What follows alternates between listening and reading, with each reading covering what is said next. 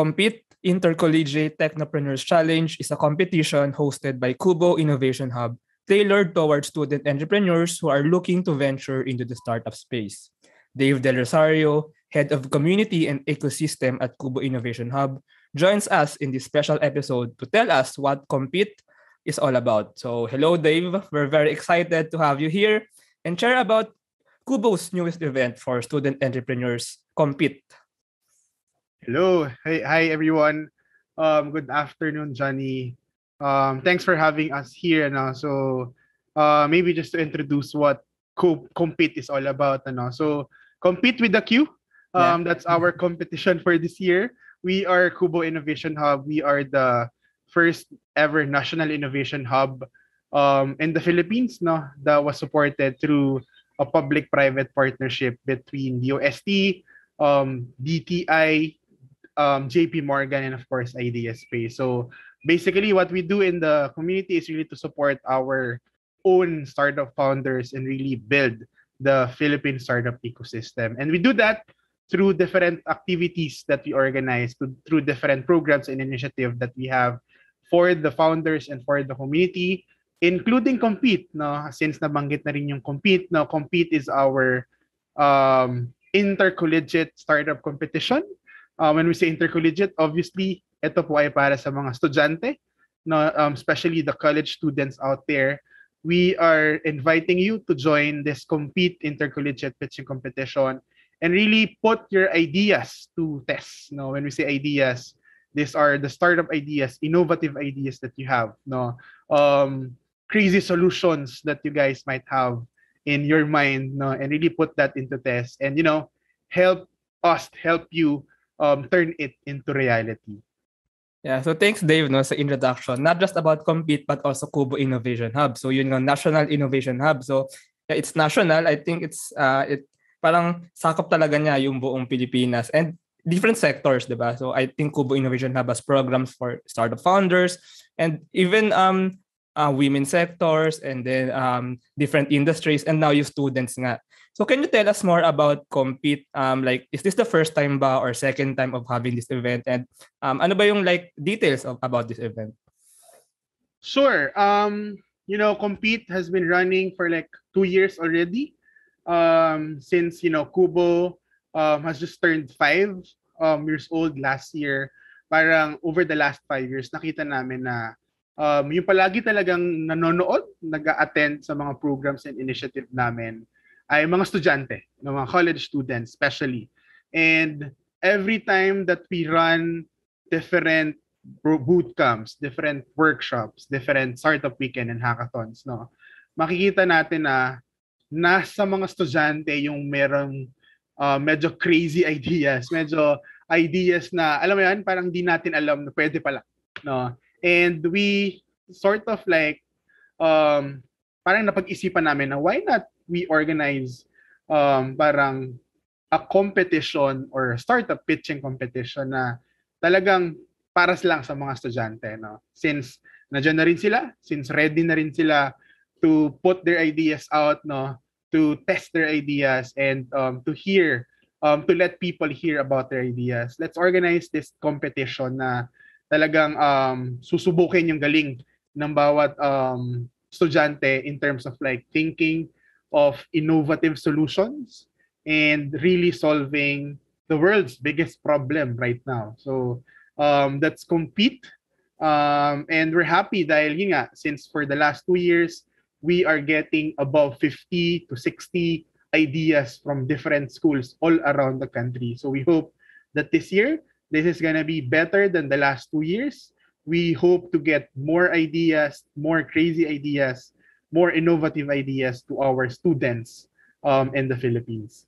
Yeah, I really like yung sinabi mo na nanggagaling yung crazy ideas sa mga students. Kasi I believe and I think parang fresh pa and parang full of vigor, full of energy pa talaga na actually very ideal pa nga na when they see a problem, they really have the will to try to solve it. Maybe ang kulang pa lang for now is yung resources nga. That's what Kubo and with Compete is trying to give them, to provide to them. So can we know naman about the challenge? It's also interesting na it's intercollegiate. So different schools ba yung magko-compete? So who can join ba? And I also saw na merong classes. So when they join Compete, they will also attend. They can also attend some classes to further polish their ideas. So can you know more about this? Sure. Since nabanggit na natin yung intercollegiate, no, this is the NCAA or UAP, no, of startup. Amazing. No, and I think, just sharing some details how to join. It's purely online. Kung meron po tayo kung ikaw ay isang estudyante or even a mentor na nag-aalaga ng isang student startup team, head over to our website. It's kubo.com.ph or our Facebook page, no, Kubo Philippines. All the details of Compete is there. But kung gusto niyo po sumali, all you have to do is to submit an application form.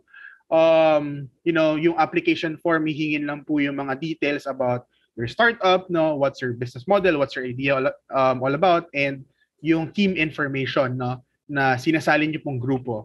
And then once you send your application, just wait for a further announcement because we are closing the form or the portal to submit ideas on March 4.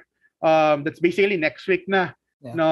And once we close that, magse-select lang po kami ng top 35 ideas na yung pinakamagagaling na 35 ideas sa mga sumali sa aming competition. And then from there, we will help the top 35 ideas to refine their solutions, to refine their startups through series of classes.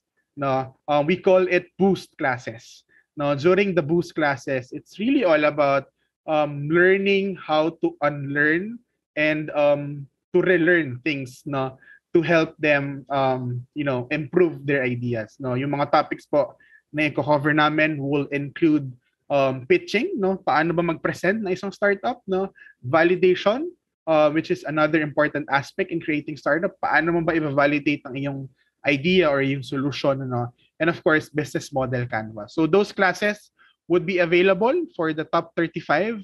And after that boost classes, only top 10 will proceed to the final pitching competition, which will happen on the March 30th. No? And yung top 10 po, merong naghihintay na cash prize or cash grant in order for them to, support the winning team to really move their idea forward. No, that's 30,000 up to 30,000 cash prize. But aside from that, mentorship support. No, dahil hindi tayo papayag na tumigil lang sa competition yung ideas ng mga mananalo. We wanna support them moving forward. Yeah, I really think it's a great opportunity, no, for our students kasi they not just have the chance to win that cash prize, pero yung classes they get to learn, and even after, I think they will get mentorship opportunities and some other resources na pwedeng i-provide ng Kubo sa kanila. So I see Kubo, no, as really trying to help the students. And by the way, if I remember correctly, yung team, it requires a mentor. Is that right ba? Yes. So gawin na natin talaga to, collegiate level, So we would really want you guys to, or we would really require you to have a mentor, no? And this mentor can be your professor, no, sa inyong schools, no, na talagang sinusuportahan kayo, no, to really build your own startup. So requirement po to have just one mentor. Also, I want to mention na we also want to promote gender inclusivity here. So there's also a requirement na dapat meron pong female teammate sa inyong team. So startup ay hindi namimili ng gender, no. So we hope na medyo gender balance, no, kahit isang female member in your team, pasok na po kayo sa aming criteria. And since it's intercollegiate, so yung teams ba ay dapat from one school lang or pwede bang may mix ng school ganun? Well, ideally, one school lang sana, no? Parang talagang UAP and NCAA na talagang bubuo sila ng startup team nila, no? So ideally, one team should come from, all the team members should come from one school. It's really exciting, no? And then yung pitches ba, so will they be, can other people watch it online ba? I want to watch it. I'm pretty excited about this. Yes, March 30 will be the final pitching. We will open that to public para kung meron mga interested investors, partners, no, sa mga ideas na ipipitch ng ating mga estudyante, they're welcome to watch that pitching competition. Yeah, I really like it. I also invite my students nga kasi yeah, I also teach, so I have my students, so maybe I think they're interested. So can you take this time naman, Dave, to tell us about why should students join compete or competitions and challenges in general? Like parang ano ba talaga yung naghihintay? I mean, why should they start really? Why should they parang iba kasi dyan parang nag-hesitate ganyan, should I join? I don't have the confidence ganyan. So parang can you just help them take this step na this is the start and then maybe there's a wider set of opportunities that wait after this step? Sure. Siguro 3 things. No, one is lahat naman siguro ng student regardless of their courses we are doing our thesis, no, and sometimes pag sinabing thesis, we are requiring to produce something na product or some solution and so parang lagi kong pitch sa mga estudyante is parang join startup because hindi mo alam na simulan mo na pala through your feasibility study or through your thesis, no? And normally, ano ba yung mindset ng isang bata, no? Kapag tapos na yung thesis, nasa library lang yan, naalikabukin, no? And we already have this startup movement in the Philippines na why not pull it out sa library? Let's work together, convert that into a reality, no? And who knows? Baka maging big time CEO, no, or big time company owner ka na, no? Number 2 is, of course, it's free, no? When I say it's free, lahat po ng matututunan ninyo ay walang katumbas na bayad, no? Especially right now na estudyante pa rin po kayo, estudyante pa lang kayo right now, no? Take advantage of every opportunity to learn. It's always for free, no? Join as many competitions as possible. Learn from them. And if you're really dedicated and serious enough, no, to create your own startup, no, yan lagi yung key na naririnig and experience na naririnig namin sa mga successful startup founders. Sali lang sila ng sali sa mga free stuff, no, free competitions, free workshops, free boot camps, no, and in return, they learn something na, you know, ang puhunan lang nila ay their time and energy, no. And then the last thing is startup is the future. Especially na we welcome Industry 4.0. Startup is always at the forefront of not just the economy, but of the whole revolution, of this whole industry revolution. I guess yung mga estudyante natin yung talagang capable enough to think of anything that's outside the box na, you know, we're confident na talagang makakatulong to sa community natin. Yeah. I want to talk more about that. Maybe let's have a next episode of this series. So in episode 2, we'll talk more about why should students join competitions or challenges, and especially why should students join or enter the startup world. But I'm also just curious, Dave, no, sa Kubo Innovation Hub. So ano ba yung parang pwedeng makukuha other opportunities pa ng students? Like, are there other events or other resources like mentorship pa or access to funds, investment? So like, ano ba yung pwede mo open sa kanila na doors? Yeah, I mean, we can talk about this one for a day siguro. But siguro just to discuss kung ano yung ma-receive ng isang seryosong student startup, no, when they apply to our different programs, no, at Kubo, no. One is really mentoring.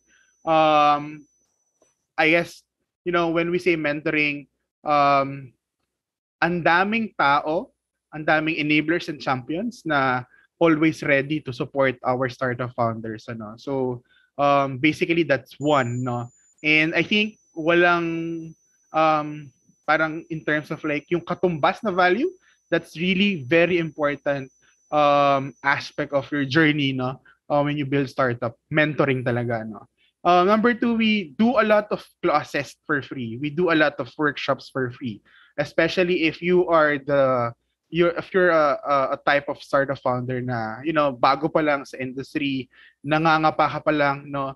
I'm confident to say na Kubo would be able to help you find your right route or right direction in order to really figure out what should be the next steps. No? Because parang every time you build a startup, parang kinabukasan it's always question mark. No?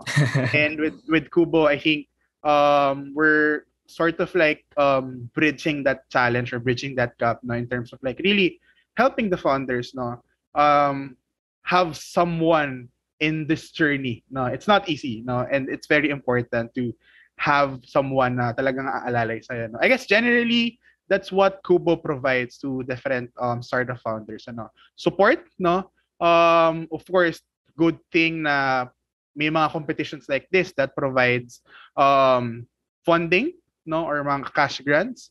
Of course, we can always help you once you are really ready. We can always connect you to different investors out there and really, move your ideas forward.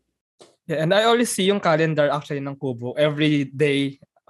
May event, may classes, ganyan. And every month, actually, para may special event talaga na big time. Yeah, so thank you, Dave, for sharing about Kubo Innovation Hub and Compete. So let's just take this time to promote. So if our student listeners or our listeners want to know more about Kubo and Compete, so where can they find more information, or maybe the Facebook page or the website? So can you just share so that they can search? Sure. Yeah, if you guys are interested to explore the Philippine startup community or the Philippine startup ecosystem, Kubo and Ideaspace is one of the leading startup organizations that promote technopreneurship and innovation. So remember Kubo, just like Bahay Kubo, but with a Q. We are very much active sa aming website and sa aming social media pages. So just search Kubo Philippines. Or kubo.com.ph. No, check out our programs like Compete. Anything that has a queue, most likely si Kubo yung nag-organize niya. So join our Compete, our Kulitan, our basics and workshops and other programs. No, we are very much here. We're very much ready to support every startup founders. No, to really help you in this journey. Yeah, and of course, if you're a student listener, why not join Compete? So I'll share also the links to Kubo and to Compete's Facebook page and website in the description below. So yeah, thank you, Dave, for this episode number 1. In the next episode, pag-usapan pa natin deeper. Bakit nga ba should students join and enter the startup world? Why should they be an intern maybe or build a startup even while studying in college? So thank you, Dave, for this episode. Thanks, Johnny.